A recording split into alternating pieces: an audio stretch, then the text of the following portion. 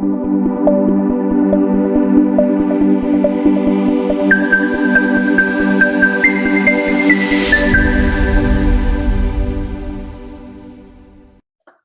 distance cheating rears ugly head in remote learning. This was also one of the trending story in the Inquirer. This was last year with the Department of Education, even not just in online, but also with the modular thing. And there are many forms when we talk about online cheating. Another next slide, and another issue also. This was highlighted in the Malaya Business Insight periodical with a headline Upholding Academic Integrity in Online Classrooms. In the article, there were opinions, and there were arguments and discussions that talks about, do we have to go on with online classrooms, online learning, where teachers, administrators, stakeholders are challenged in maintaining and upholding academic integrity? Because last year, while we are all busy, the transition, the recalibration, um, ensuring academic integrity might perhaps not our priority, because during that time last year, our priority was, for sure you will agree with me, was for us to be skilled to deliver online.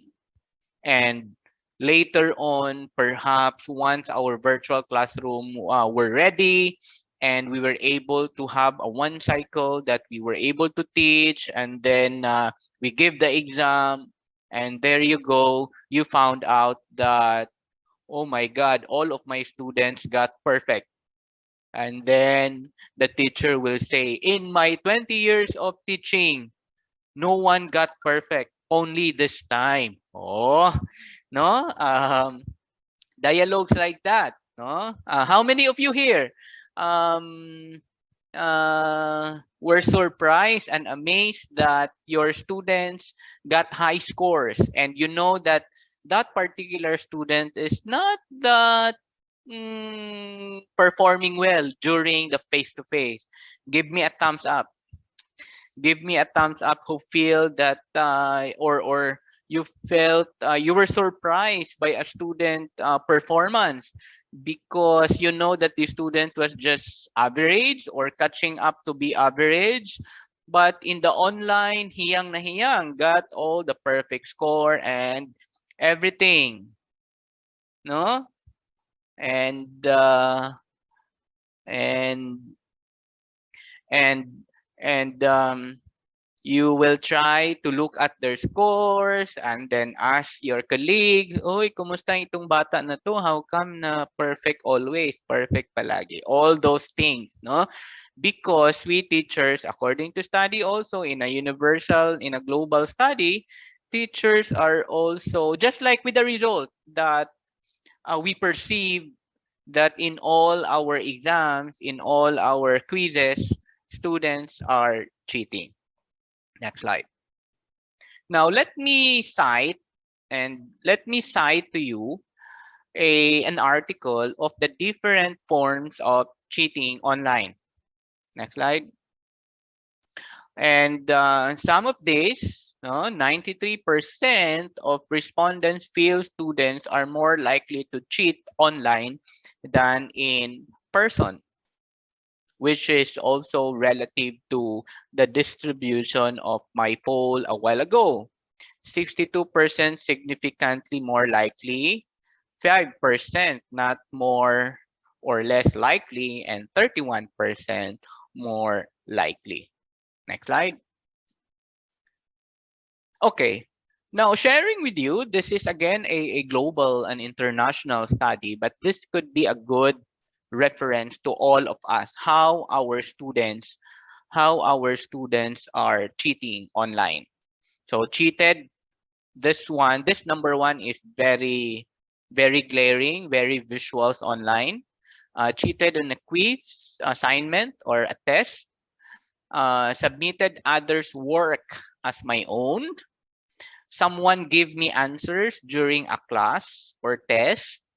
Receive answers to a quiz or test from someone who has already taken it. I use instant messaging through cell phone or handheld device during a quiz or exam. I have knowingly copied passages from an article or book directly into a paper without citing it on someone else's work. Or I have used a term paper writing service to complete an assignment. We can take a look at this. We can reflect why I am sharing to this, so that because if we know how the students are doing, we can at least somehow prepare ourselves, prepare our assessment, prepare our exams, that students cannot do this.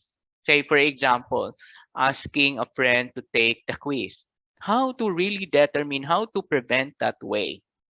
No? Um, Maybe you have some stories that you can share from your class. No, we have actually one of our research agenda is to study about online cheating among our students, so that we can help, no, we can help the students, and at the same time we can help our teachers also to prevent this kind of online cheating. Again, our tips and tricks here are not that absolute. You can have your own, but this is, I guess, the way we could prevent somehow, and tell our students that, hey, we are here, we are we are making sure, and we are helping you to make sure that you will not be able to cheat during the exam. Next slide. Okay, in the next slide, we actually prepared, I guess, 8 major ways, no? 8 major ways to prevent online cheating. The first one is um, we have to creatively remind students of our academic integrity policies. We have the word here. How can we creatively remind? This is what Sir Fred Lee and I and the rest of the people in Seoul, um, we have a research actually with the Hong Kong Baptist and University that talks about academic integrity and ethics. And at the end of the day, the common denominator is we have to remind our students, because there is something, because we are a social being. If there are some behavioral aspect that when students are reminded into the academic integrity, that would prevent them in cheating. Now, let me translate that into my virtual classroom. Creatively, why? Because there are ways. Just like, instead of just saying, please be reminded of our academic integrity, period. No, it's not like that. You have, based on our experience, we have to translate that thing into the level to our virtual classroom. Next slide. There are ways to creatively remind our students. One is institutional in nature.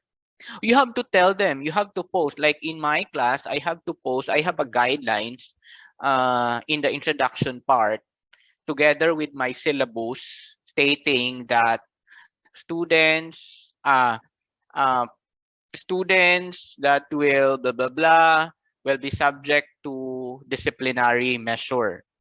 And then I have to screenshot, no, screenshot that part in the student manual of the major, that cheating is a major offense, and that cheating could be, students could be expelled, students could be blah blah blah, and so on and so forth.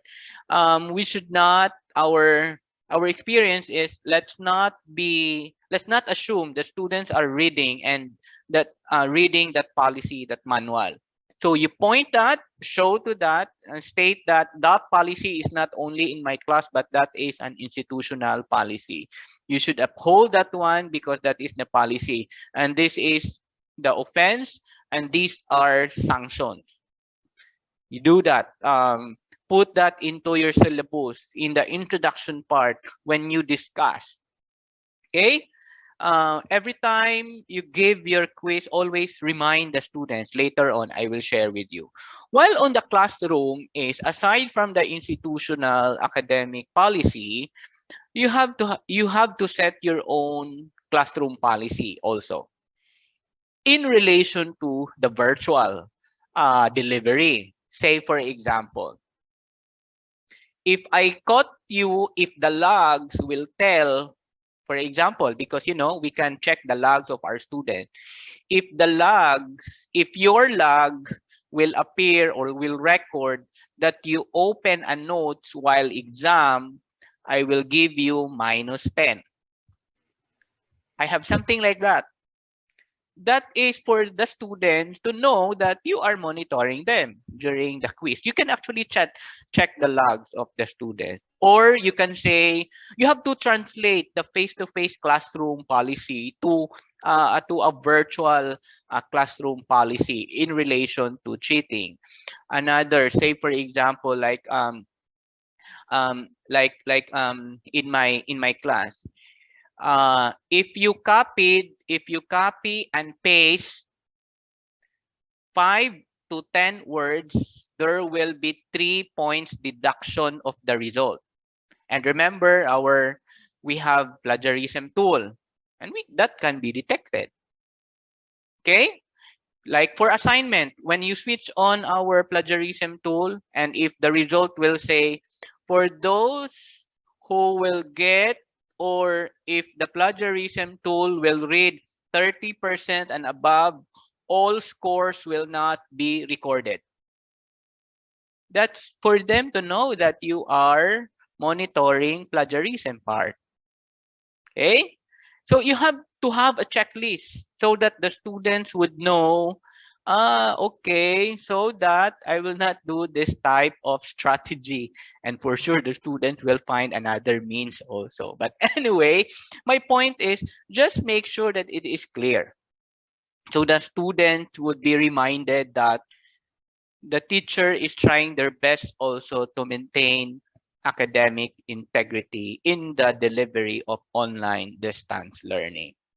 Um, Another example, like in my class, I normally in all my quizzes, in all my quiz, I have like this. The students or my quiz will not be open if the students will not view like a 30 seconds motivational quote, a very short video of a motivational quote about cheating, or biblical verses that talks about cheating. And mind you, to share with you, I had this experience. A student emailed to me telling me, apologizing me because uh, he cheated, and he apologized upon reading kasi daw on all those verses. Something na reflect niya, and he felt so guilty. That's why he informed me that he cheated my quiz. You just imagine that. I myself um, was also amazed with that scenario. Actually, I in my experience so far, I received two students who confessed that they cheated on my class. I did not do anything actually. I just have my listings, and then every quiz I have a short biblical quotes that not necessarily cheating, but something like academic integrity, or something like they have to be honest, quotes about honesty. No, that's all in all my quizzes. An assignment, especially in my undergraduate classes. You can do that in your classroom. Mga EFK, AFK activities like like pray first before taking the quiz, no? Submit a selfie, and then the quiz will be open, something like that. That is for them to be reminded that they have to be honest all the times. Okay, so again, institutional, remind them of the sanctions, the violations, what those all those stuff.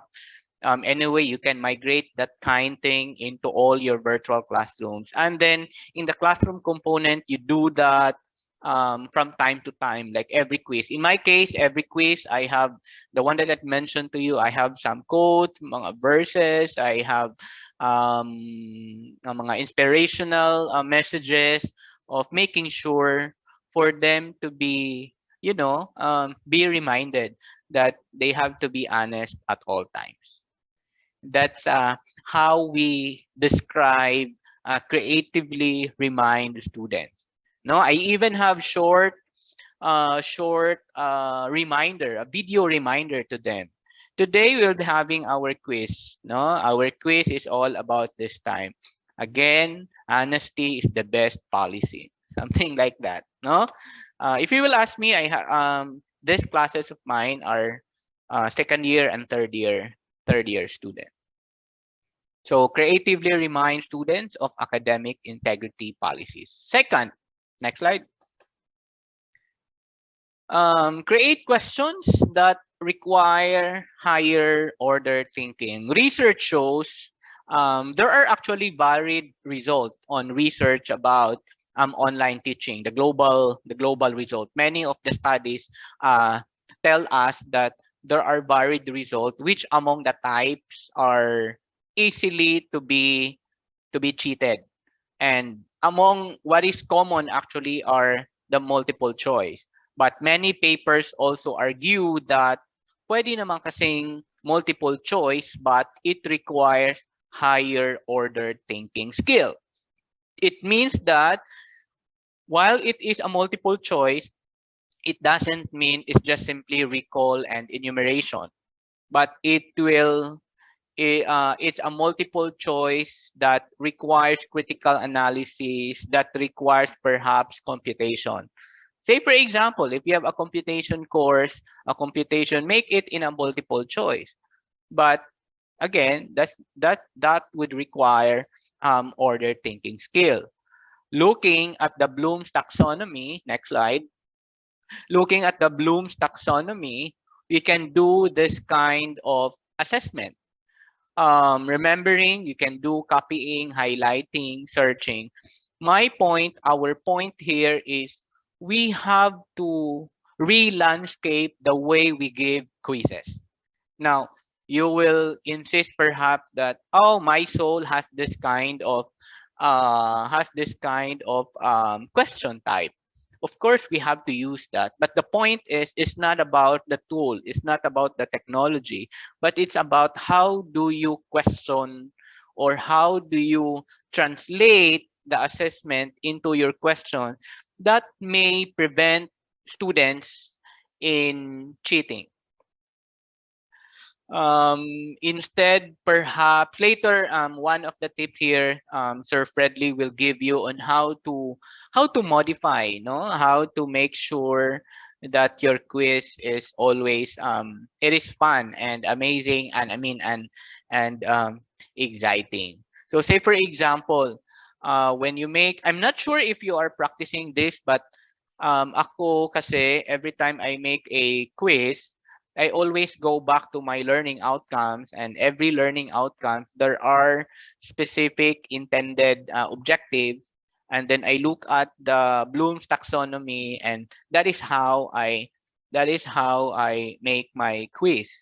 And thankfully, I'm not sure because very rare that my students got perfect, even if it's all multiple choice, because even if it's a multiple choice, the students have to input. It's just that it needs more effort in checking because it's not automated, especially if that is an open-ended question, especially if that is an essay type, and etc.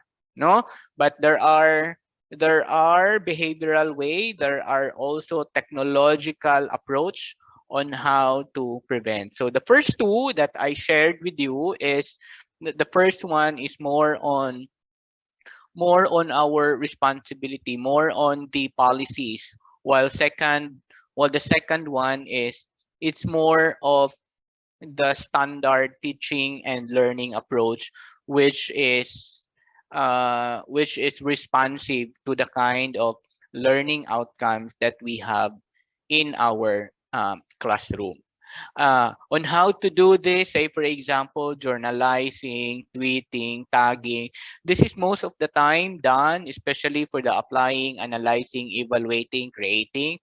This is more into the performance task or the summative evaluation. You can even apply to here the gamification component, uh, especially for especially for formative type of assessment. For sure, if that is a game-based type of quiz, they would enjoy and they would not think of cheating it again, or there might be other ways of cheating for them, but not really like opening a tool and so on and so forth. Okay, so that is the first two ways in preventing online cheating. For the rest, I will give that to Sir Fredley to continue tips 3 and so on.